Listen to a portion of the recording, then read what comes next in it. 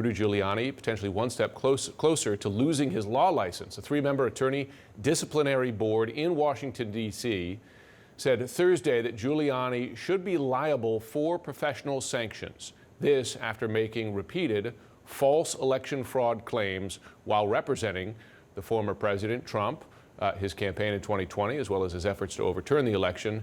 That ruling is non-binding, but a significant step that could eventually lead to Giuliani being disbarred. The ethics charges are focused on a lawsuit by the Trump campaign in Pennsylvania that sought to throw out hundreds of thousands of votes in the state. Joining me now to discuss, Elie Honig, former Assistant U.S. Attorney for the Southern District of New York. Elie, good to have you on. Hey, Jim. So this took place, of course, January 6th. I mean, we're coming up on 2 years now, and it was very public, his comments in court and elsewhere. It seems like a slow process to get to where we are, but is that normal one, and what do you expect the final outcome to be here?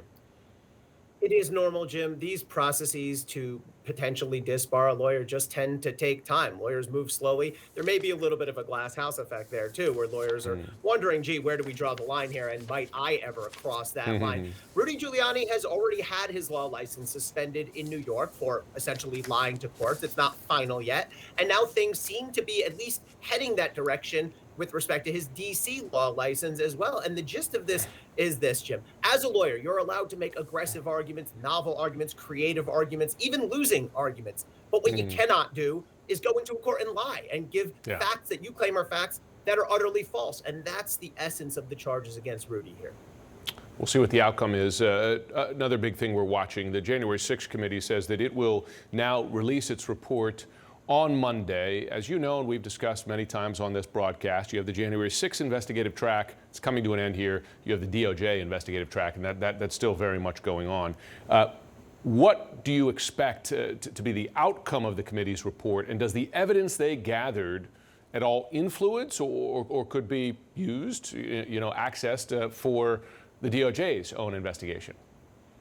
Yeah, Jim, so I see this as a handoff of sorts from the January 6th committee over to DOJ, over to prosecutors. Look, the committee has done its job. They're just about out of business. Next week will be their final act. They've done really a remarkable job, I think, of uncovering facts that we did not know before about the attack. Now, that's all they can do for the most part, is make recommendations. And if there's to be real consequences, then it's got to come from DOJ. Now, will it influence prosecutors?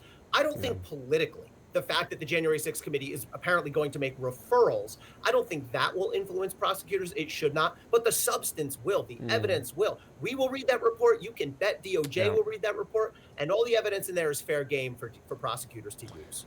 Final question is timing. The former president has already announced his candidacy for 2024. We expect the sitting president perhaps to announce next year. We're into the 2024 presidential election campaign here. What kind of time pressure, if any, does that put on the DOJ to come to a decision on whether it's going to indict perhaps a candidate for public office here?